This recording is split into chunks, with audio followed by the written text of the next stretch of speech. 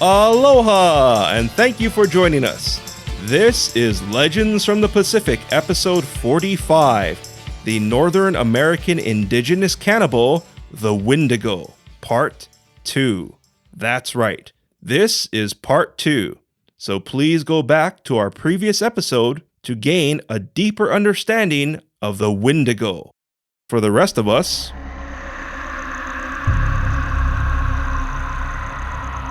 the following is a Legends from the Pacific original story and is based on cultural records.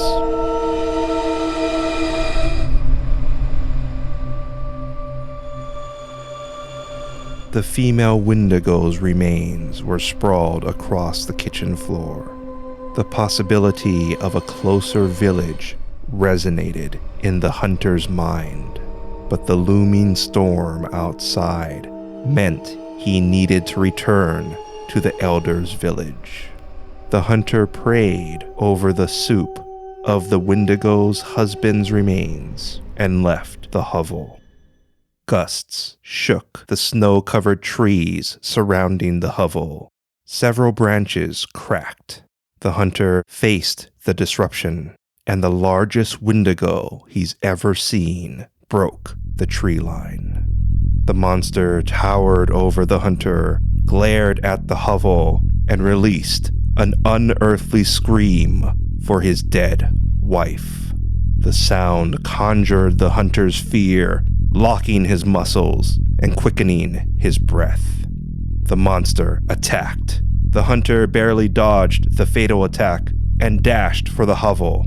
The screaming Wendigo smashed the door, cutting off the hunter, who avoided debris while sliding in the snow.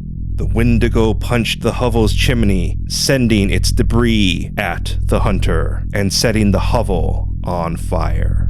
The Wendigo went to punch the hovel's wall, but saw his beloved wife's remains through a hole. Snow littered the air as the Wendigo roared. Within the hunter, a voice said, "Fight." The hunter unleashed a series of attacks, but they were ineffective against the large Wendigo. A blizzard fell upon the fighters, devouring their visibility.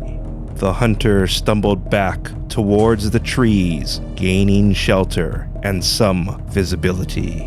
The Wendigo pursued and hunched along the ground, searching for the hunter. The hunter bided his time till the creature was close and sliced one of the Wendigo's eyes. The injured Wendigo roared and fiercely knocked down the trees or broke them at their trunks.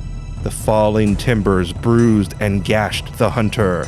The blizzard lightened, revealing the bleeding hunter among a forest of broken trees. He broke a stick protruding from his side and formed a plan.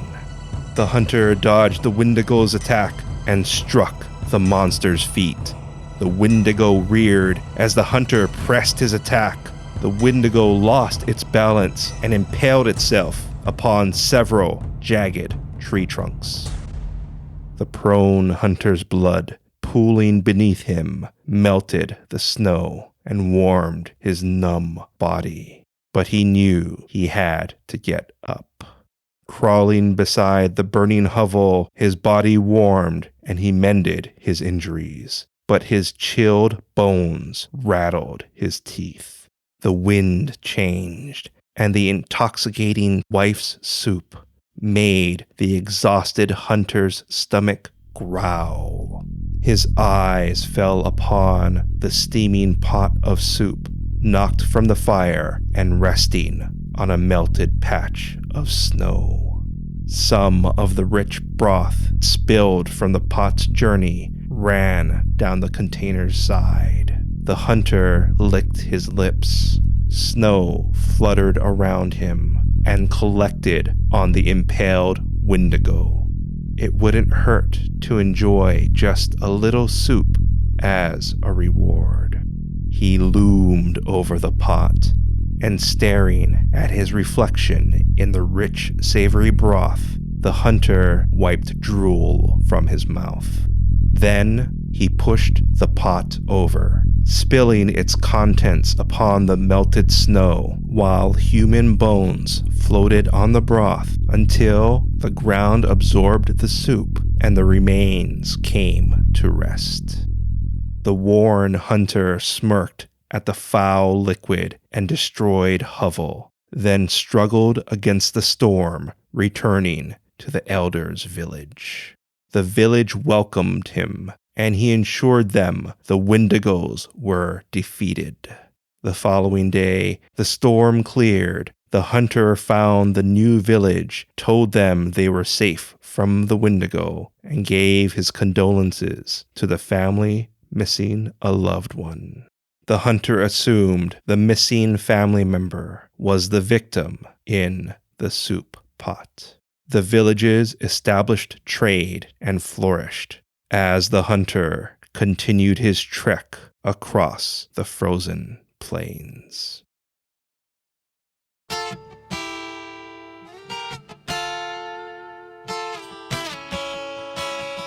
Coming up, your featured song and Hawaiian word. Today, Marvel Comics has an interesting version of the Wendigo, which appeared in a 1973 issue of The Incredible Hulk. This Wendigo looked like a white version of the Marvel character Sabretooth and had a tail. Also, the Wendigo was followed by the Wolverine's first appearance. So I wonder if the Wendigo will show up in the Marvel Cinematic Universe. Another interesting interpretation of the Wendigo was on the NBC series Cannibal, where protagonist Will Graham was haunted by the image of a dark man with stag antlers. This image became known as the Stag Man. At first, I thought the Stag Man reflected an ancient Scandinavian belief that powerful people had antlers. But the Stag Man became Dr. Hannibal Lecter, which enforced the Wendigo's mythic and cannibalistic nature. But I digress. The Wendigo has also been seen in movies and cartoons like the original DuckTales, and video games like 2015's Until Dawn and 2018's Fallout 76. And the Wendigo has been featured in Stephen King's stories. In our previous episode, I mentioned the condition known as Wendigo psychosis, which is when people believe they or others are Wendigos. I'd just like to point out the number of cases and deaths from Wendigo psychosis has sharply decreased in modern times. A decrease in death is always good, but could also mean actual Wendigos are getting smarter with hiding their kills. If you like what you heard, please give us a rating, write a review, and share Legends from the Pacific with your friends and family. I'd really appreciate it. I've been working on a book for our show. That's right, a book containing our stories. This book will not be transcripts, but the unedited original versions of the stories I wrote. See, sometimes our stories were edited for time, pacing, or an unforeseen technical glitch. So, here's your chance to enjoy our stories unedited. More details will be released in upcoming episodes, but join our email list so you'll be the first to receive our news. You'll also enjoy the exclusive bonus episode about my encounter with Hawaii's faceless ghost, the Mujina. A big mahalo nui loa to our patrons, Ren Shepherd and the Makuli Guy. You too can support our endeavor for longer episodes by becoming a Patreon supporter today. Our theme song is Mystery by Tavana, courtesy of High Sessions. Sound effects are by Sound Effects Factory. Our music coordinator is Matt Duffy, aka DJ Triple Bypass. Links and show notes can be found on our website, legendsfromthepacific.com, including a link to your featured song, which is Wahine Ili Kea by Dennis Kamakahi, courtesy of High Sessions. Legends from the Pacific was written, produced, and edited by me, Kamuela Kaneshiro. I also wrote our original stories. Your featured Hawaiian word is the Hawaiian phrase Ha'oli Makahiki Ho. Ha'oli Makahiki Ho means Happy New Year. An example for Ha'oli Makahiki Ho is you greet someone around the time of a new year by saying Ha'oli Makahiki Ho. Once again, Ha'oli Makahiki Ho means Happy New Year. You may have recognized the word makahiki in Ha'oli Makahiki Ho. If you did, good job.